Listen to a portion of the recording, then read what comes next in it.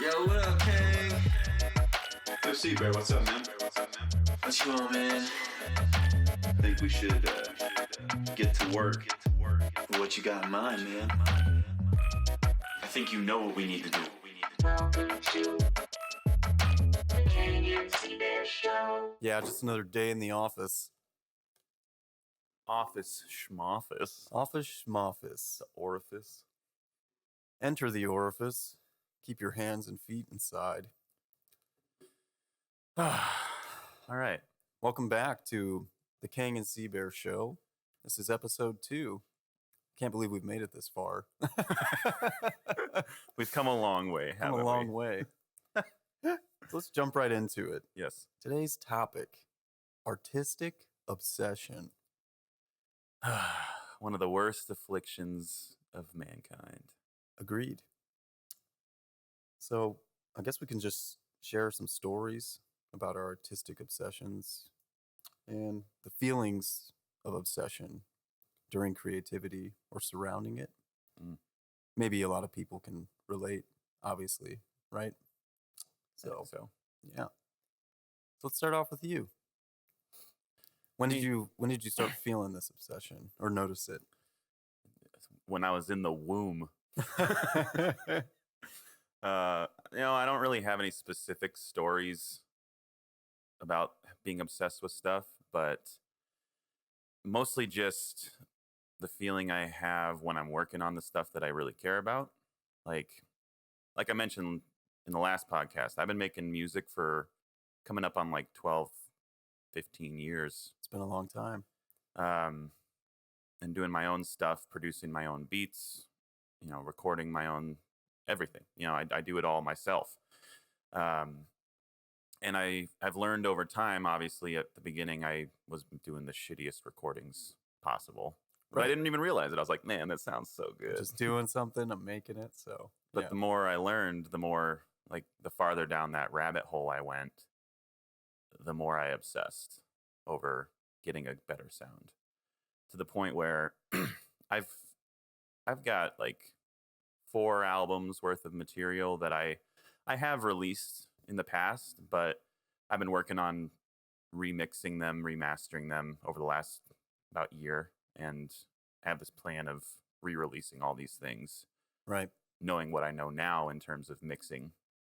And even in the last year and a half of going back with these songs that in my mind previously were already finished.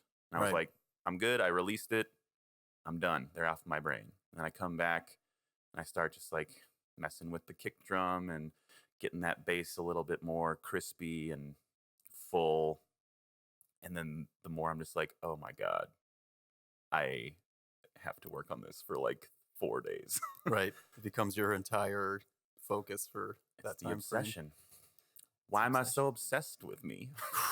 You're good looking, man. I get it. Ladies love you and you love you. Yeah, okay.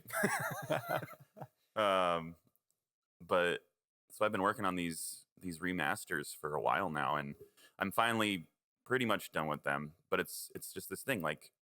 I even in this process finished remixing all this stuff, and then I went online and was watching some more videos because I'm always trying to learn more stuff. As an artistic person does. You can never learn too much, but I was like, oh shit, I've been doing this whole thing wrong from the beginning. I thought I was doing it right this time, but I'm like, oh, I have to turn everything down and mix it all back up. And that just kind of fucked with my whole day. Right. Because then I was like, God damn it, I gotta go back and do this again. Luckily, at this point, I had kind of EQ'd everything to a point where it sounded like everything was in the proper space, but so it was quicker. But I stay up at night just thinking about oh God, I gotta go back and fix that snare. Right. And it's constant. And I'm sure any artist will agree with this, that your art is never finished. Never. You have to just hit a point where it's good enough and I need to stop fretting over it, or I'm going to drive myself fucking crazy. Yeah, or you're just going to destroy it out of sheer frustration. Overproduce it. Yeah, or overproduce it. And that sucks. It's the Especially- eternal struggle. Yeah, and all the work you put into something just to kind of tear it apart. Mm-hmm. I get that for sure. It's a bitch. Yeah. And you know, for you, it's a blessing and a burden, but I also think that it's a healthy obsession. I mean, you're putting all that energy and concern and care into something that you're creating Mhm. because you want it to resonate well. Because, like you said, there's that handoff moment. It's no longer yours, right? Yep. When you make something and it's going to be observed or evaluated. Sure, we all think like, well, I hope people, I don't want to say like it, but understand it. Yeah. And that's the bigger thing. I mean, Frankly, I'm okay if you hate it. yeah, that actually be works honest with too. you. That's criticism we can evaluate and learn from for Mhm. sure. Yeah. You know, as a artist, like traditionally drawing, painting, whatever, the the obsession is always the one idea, right? Mm-hmm. And it translates across all creative mediums, but I think for me, I'm just constantly obsessed with creating art. Yeah. And because of that, when I'm not, I feel these feelings of shame or life becomes a bit lackluster Yeah, absolutely. and I can't seem to escape it sometimes. So, you know, I get obsessed with, I'll get an idea in my head. I'm like, oh, it's beautiful. I can like see it. But until I can project it out of me and onto some canvas or medium, it kind of consumes me, you know? Mhm. You know what I'm talking about. Yep. But I think that's led me down some dark roads in the past, some positive ones too. But I think I'm at a point now where I'm relying on my obsession to become better, like you were mentioning. And understanding what these thoughts and feelings are, that's the art. Mhm. And we all have these unique intrinsic values or characteristics about us, and we can all express in a way, but you know, as an artist, I think your responsibility is to learn how to convey those messages. Mhm. So I kind of become obsessed with that lately.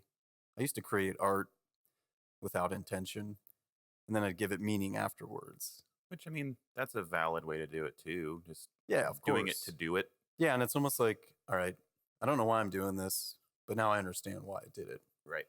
Yeah. And maybe like you didn't even know why you put those pieces together or those visual elements, but that's just what your brain was telling you to do Mm-hmm. and you weren't sure of it. But I've always been kind of a obsessive person. Yeah, I know that very much. You know, even when I was a kid, I remember like being in kindergarten, just being obsessed with the idea of even cinema. I remember like being in the car as a kid and driving with my parents, and they're like, "You all right back there?" It's just like, oh, Rosebud, yes. Yeah, Rosebud. Rosebud. For those of you who don't know, Citizen Kane. It's a great movie. But I was always just, when I see things or something, it always gave me an idea of what it could be. Mm-hmm. I'd always see a movie scene or some sort of aesthetic. And that's just that's kind of become my life. And the more mediums I started getting involved with, that obsession started to slowly trickle over. Even when we started making music. It's almost like an addiction. It really is. Yeah. And like the nature of addiction is trying to always find that moment that makes you whole in a Mhm. way. So I guess that's what we're always fighting for. Yeah. But now that I'm growing up or have matured and understand life a bit differently, like I said, I like the obsession. I like that I'm just driven by that kind of madness. Sure. It just works for people like us or whoever. So if you can take that and, you know, use it for your own good, I don't think it's unhealthy. No.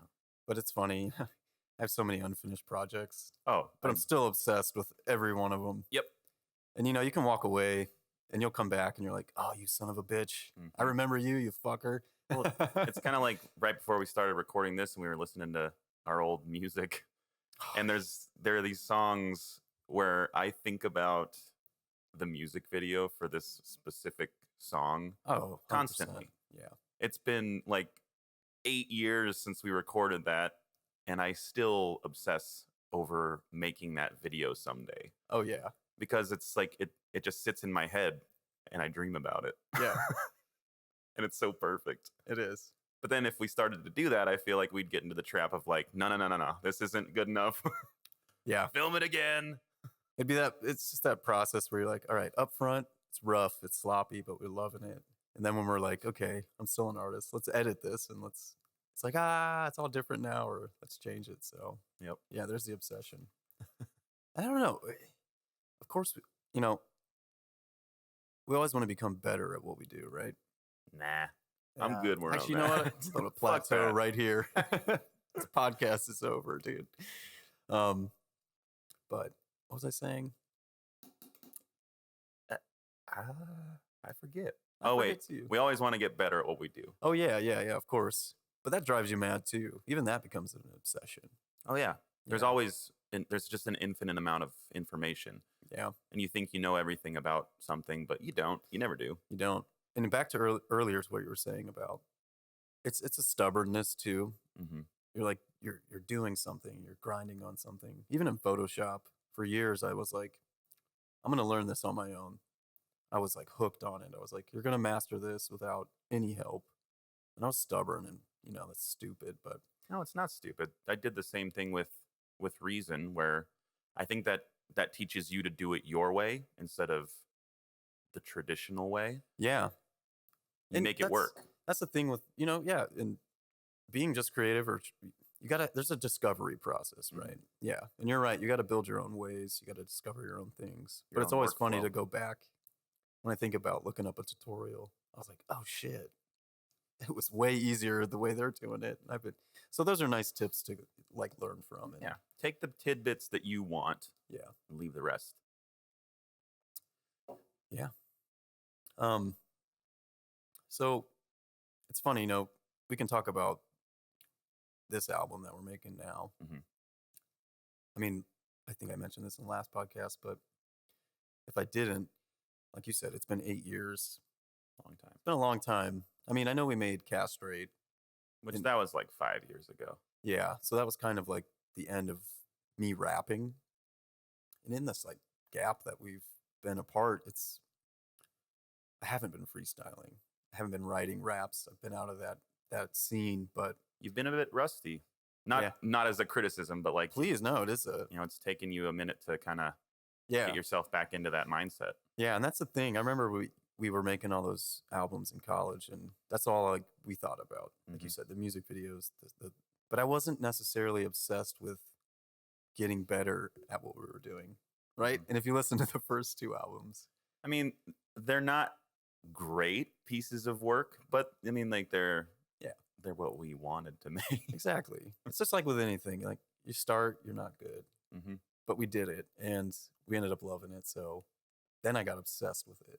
It's like fuck. And like you said earlier, how many times we talked about that music video for Puny Humans? Oh, we like every day. Every Every day. time we are on the phone, It's almost like we forget we say it. Yep. And we recite the whole video. And it's like, that's the thing that makes you realize, like, oh, I have to do this eventually. mm-hmm. Yeah. So it's been good to be healthily obsessed with shit, I think. I agree. But now I'm again back on this album. It's like typically I would just be okay with 2 takes, but I can't do it. And I think it's hindering me a bit. So Mhm. now I'm like, all right, just level this out. Drive that obsession in the right direction. Yep. Yeah. But I It's think hard. that's good, Make Mhm. yourself uncomfortable. Put pressure on yourself. You're going to come out shining. Because everybody else is gonna put pressure on you too if you put it out there. Yeah. Like they're gonna want it to be as good as it can be. Otherwise, they're not gonna like it, Exactly. and then I'm gonna kill them. Yeah. I will find you. Puny human. We're actually robots, just so you know. Think you're better than me? Think you're better than me? Speaking of puny humans, I don't know if you remember this. We'll do a little segue here, but I'm sure you're all familiar with the app Periscope. I don't know if it's still a thing. I'm sure it is, but I am the wrong person to ask about that. essentially it was like a video streaming platform where anyone in the world who had the app could watch you do whatever it is you do. Well, I think They could communicate with you, and it might have been like it sounds like a logical thing that I'm pretty sure like Instagram bought it or something, and it's like basically Instagram Live now. they did. That's right. Okay, so they 'Cause, yeah, swallowed it up. Yeah, That's what it is. You just like you open up a video and then whoever wants to can just watch your Yeah. video. Yeah, It's like the first OnlyFans. it's pretty much. And you and I kind of jumped on that. I don't think we had a real goal with it, but it was like, let's just see what happens. Well, yeah, and we were in my apartment and then we opened up a video and we were doing like basically playing our songs over the stereo And we were mouthing. and we just lip syncing it. yeah, yeah. And there's this one guy I remember. He was from like Lithuania or some like bizarre Eastern European country. This dude was watching the whole like 4-hour 4 video. hours. And he was like, yes, more. And we're like, either you really love this or you're butt naked and touching Just yourself. jerking off. Yep. Which, you know what? Either way, I'm flattered. Yeah. He enjoyed it. So sometimes you got to do that. That was a fun night, though. It was. That was when we truly revealed ourselves to the world. Yeah. Yeah. That was good.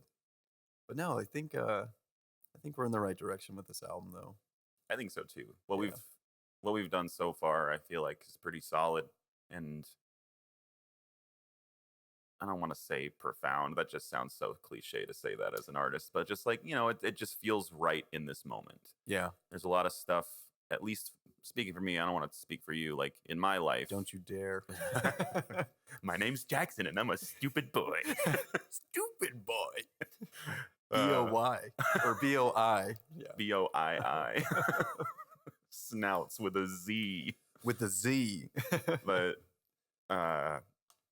just, I feel like a lot of times I've personally tried to force myself to write something where I'm like, I have this cool idea. It doesn't necessarily resonate with me, but I think it could resonate with other people. I'm going to try to really push this. Yeah. And it comes out sometimes just not feeling genuine.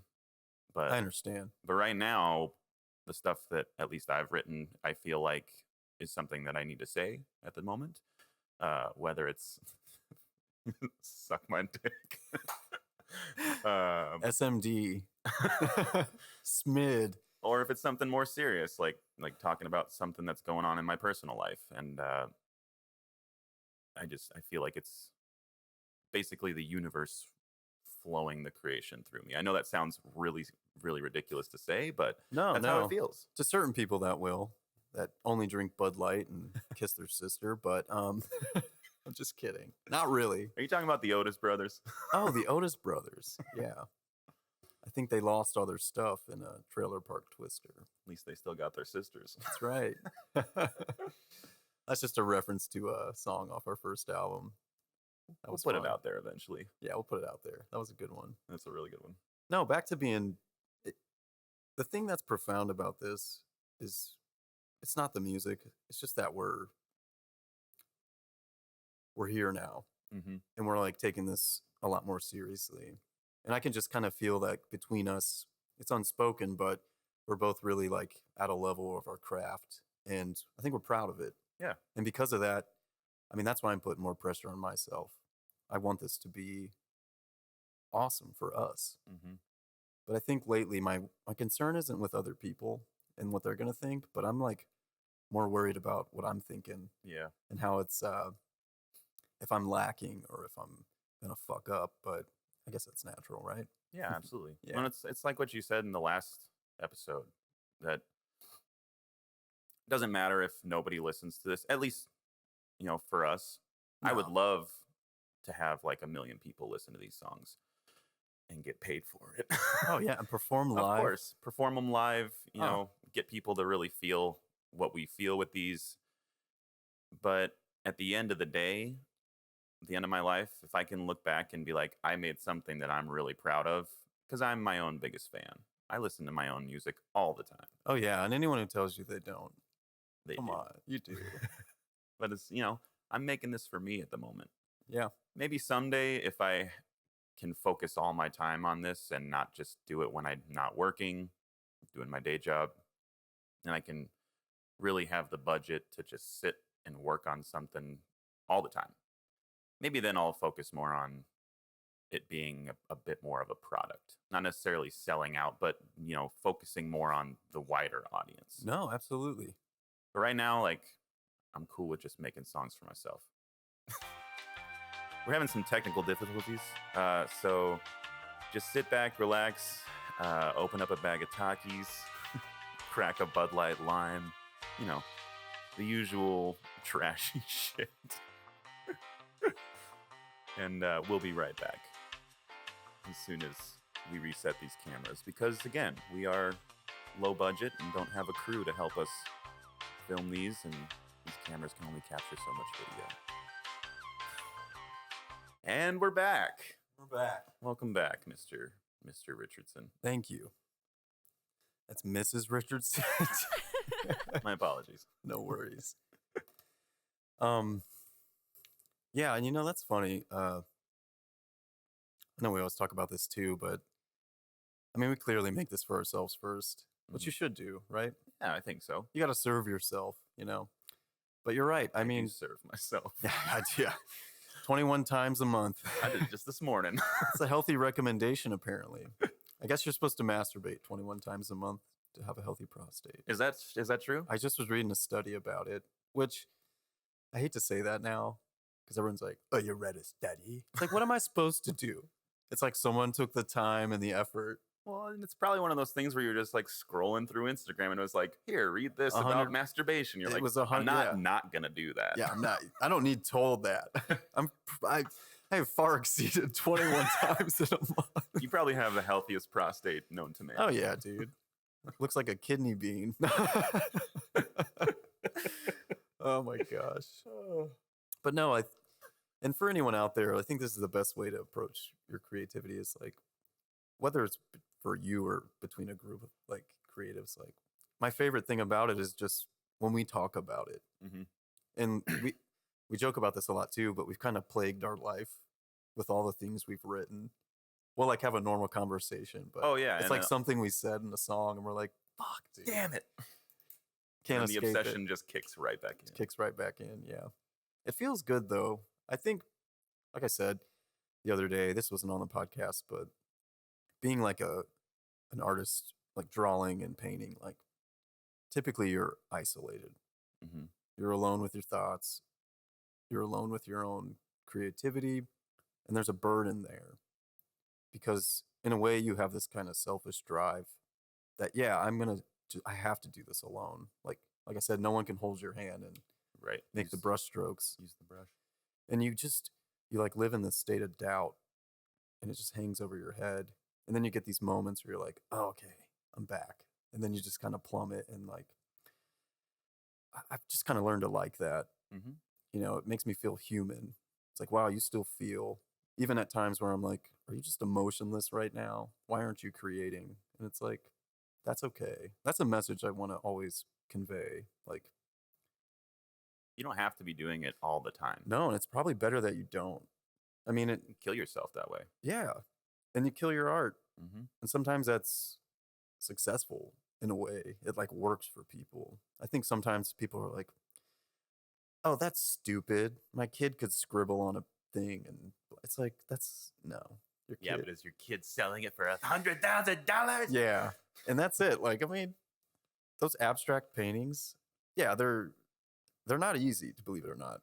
Like, and when you look at them, there was thought there. There's intent. Yeah, there's intent.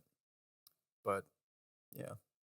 Which, talking about abstract paintings, I never really even understood physical art, paintings, and such until I had moved to Chicago and went to like the Art Institute. Because I had growing up, I didn't go to a lot of like art museums. There wasn't one in Flagstaff. I didn't really. either. I mean, I'm sure there is, but not a big one. So we never did field trips or anything. So all the art knowledge I had seen was just pictures in books. Like I knew what the Mona Lisa looked like, but actually going to the museum, and I think I was looking at a Monet. I Classic. think it's called Lilies or something like that. It's green. It's really big. And, Yeah. The lilies in the pond. Yeah. And like, It's that massive Not the water lilies. Not the water. No. Oh, I know have what you're talking about. I have a picture on my phone. I'll show you later. But I remember I looked at it and I was like, first off, I love green. So I was like, oh, wow, that's really, really pretty. And then I like walked closer to it and I was like, maybe a foot or two away from it. And you could see all the brush strokes and it has texture to it. Yep. And impasto. No, that's Vincent van Gogh invented that technique. If you go up to his paintings, they're like clumps of paint. Yeah. It gives it that like raised texture. It was so cool. And I remember going in and I stepped back and I went back in and I stepped back and I had just like a visceral response to it. It made me cry on the inside. I didn't visibly like start tearing up, but I was like, oh my Your God, body like, weeps. I can feel this Yeah. in my heart, my soul. And No. it was beautiful. And I understand that, yes, this may look like just a mess of color, but like this was done on purpose. And that's crazy. Yeah. Actually, that was my favorite part in art history classes. We took a section of time it was called observing up close, because we were like, wow, these are masterpieces at a distance. But like you said, when you got up close, you see those fundamental techniques and it really isn't anything that special. And then that's like the next step of art observation, in my opinion. That experience you had, like walking up to it, realizing that it's an illusion, and you can kind of control that with your distance. Yep. And then realizing, wow, this guy's a master, but he just made but that's it. I mean, painting is supposed to imitate life, of course, but they found out such cool ways to do blobs of paint because they knew at a distance your eyes would manipulate that, of course, and that's just fantastic. Yeah, and it's funny for as artistic as we are and creative. Like, I didn't really grow up either going to museums. I didn't really have much exposure to fine art or traditional art, which is a shame. I feel like that's something you should learn young, or at least experience at a young age. 100%. And so many people in college were like, I just hate art history. It's like, why? It's like, all right. I mean, you don't have to like what you don't like, I guess, but you just hate it. I think it's the work. It's the nature of being in class, but you got to look beyond the paintings. I mean, it's art history. And learning about the history of all those time periods and what these artists were doing and what they were surrounded by, it's fucking fascinating. And I think anyone could find some value out of that. I mean, I was able to. I started like, even with like religion and stuff, like, the Renaissance, the Baroque era, all that. It was contentious time. Even though the Renaissance was beautiful, it was really just a rebirth from complete madness. Medieval art was just kind of dark and gothic. Dark Ages. Yeah. And they didn't understand dimension even then. And that's just the beauty. Like, sometimes I get frustrated because I'm pretty deep and I know like not everyone wants to be all the time, but just being there in that moment, I was like obsessed with the idea that like human beings evolved like that. And it wasn't even about the art anymore. I was like, man, that's fucking amazing. Yeah. And that gave me a lot of gas. I was like, you got to be like that. You got to discover something through art. You got to like be like Michelangelo or, these iconic artists who really just, they were artists. And that's the beauty of it. It's finding truth in your own existence. Yes. Like looking past the veil thrown over us and seeing the truth in the world and the universe. And 100%. And that process, the evolution of your own truth, you don't even really find it, I don't think, until you're close to death. And we think, like you said, we think we understand it. I thought I did in my 20s. When I turned 30, I was like, you don't know shit, dude. Nobody does. No one that's does. Okay. Like, we know the trivial stuff, of course, right? Know how to pay our bills. Yes, we do. Oh, paying bills all the time. It's fun. So, I think something we've talked about introducing into the show was sort of a mini game, Game spin the time. wheel challenge. And I don't know. That's something we can build later for the show, right? Yeah, we don't have the wheel yet, but we'll get there. Yeah. Our wheel's spinning, but Not always. physically. Yeah. Obsession. But today, I think we decided, right, that I'm going to play a beat for you that I have sort of kind of stitched together. It's a work in progress. And you're going to show off your freestyling. I will say, if I mess up, I don't care. I don't know what I'm going to do, but we'll give it a shot. And don't worry, if it gets too crude, we'll definitely bleep out some stuff. Yeah, I'll try to keep it pretty PC. Oh my God, my legs are shaking now. Woo! You a nervous pervis? I am a nervous pervis.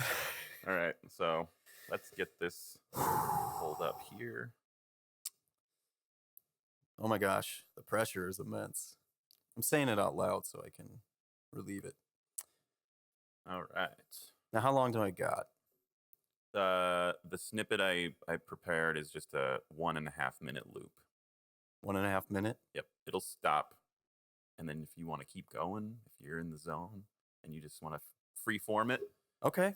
acapella, I say go for it. And you know what? To introduce the Seabear more, typically when I mess up, you know me, I just keep going and He's the verbal scat man. Not scat like shit. yeah, no. That's a whole nother story. All right. All right, well, here we go. Are you ready?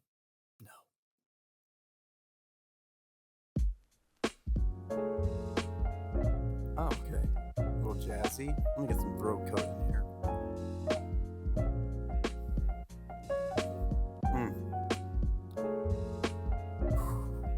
Here we go. 1, 2.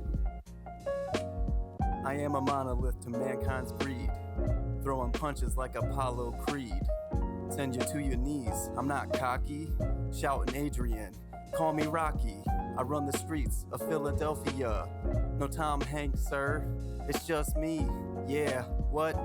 I make mistakes. Then I look the mistakes in the face. What am I singing? I don't hear no boxing bell ringing.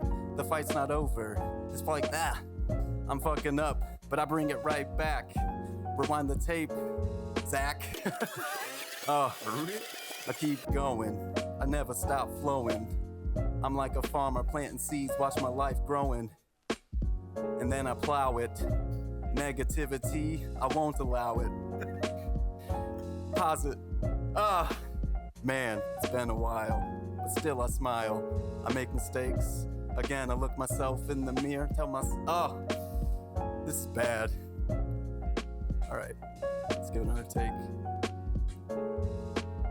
Nice. That was bad. No, that was not bad. All right, I'm really nervous doing that on camera, but okay, that was good. That was good. I had some good snippets there. Yeah. Yeah. I like it. I always like listening to you freestyle. It's always, it makes me laugh, and I'm honestly like truly impressed. Thank you. Yeah, that's the thing. Another obsession, I guess we can jump back to that, but I'm really obsessed now with writing these raps out. Writing? I really had to, I slur my words. I don't know if I have fat cheeks or a fat tongue, but when I say like T's, S's, it just doesn't come out right. I've been really trying lately to, but yeah, because everything we've done, I pretty much just freestyled. At least most of it. Most of it is either freestyling or you at least start with the freestyle and work from there. Yeah. Sometimes it works, but sometimes it doesn't. That's okay, though. It's all part of the process. It's all part of the process, man. Well, that was fun. I'm going to get a little more confidence next time for the freestyle thing, so. And we'll come up with some more games, too. Oh, yeah. What were we talking about? Like pulling the little idol out of the fire pit? Yeah, there's a fire pit outside, and there's this, like, metal head, like tiki head in it. It looks like if you've ever played Crash Bandicoot, the little booba-ga. It looks like boobadaga. I think the joke was like, yeah, if you land on the wheel, someone has to pull it out of the raging fire. Your hand is just, you got that guy's head on it forever. Well, are we signing off? I feel like this might be a good point to call it. Yeah, I think we hit the end of our outline. So again, Command Z Media, you can find us somewhere in Chicago, our television show. The pilot's out. You can see that on YouTube, Facebook. The podcast will end up on Spotify as well, YouTube, and then all of our other content we're just going to start generating and putting out. So I'm going to go ahead and do a quick plug and say in the next couple weeks and months, I'll be releasing a lot of stuff musically and otherwise. You can find me on Instagram at _stupid_fingers_. That's going to be my new kind of producer persona moving forward. I'll still be making music as Kang here and there when it feels right, but I think I might be putting that to bed and letting him sleep for a little bit, hibernate. I like that. Yeah, that's good. I'll plug myself for a second. That's all. I'll butt plug myself. I'll put a for cork in my second. ass and just end it all. Yeah, no. Yeah, that's good. I'm excited for all that. I'm the only one that's gotten to really hear any of that. I don't know if Kenna has, but I'm super excited for it and for you because, I mean, ever since I met you, even when we were younger, I was like, he's gonna be something with or without me, and I like that. I mean, that's what I want for both of us. But now I get to work with you on that stuff too, and that's exciting. I get to make your art and help you like tell that story that way. So yeah, we're doing a lot. So stay tuned. We'll be back at another date. Yeah. Well, thanks for tuning in to the Kang and Seabear show. We're signing off, motherfuckers. Motherfucker.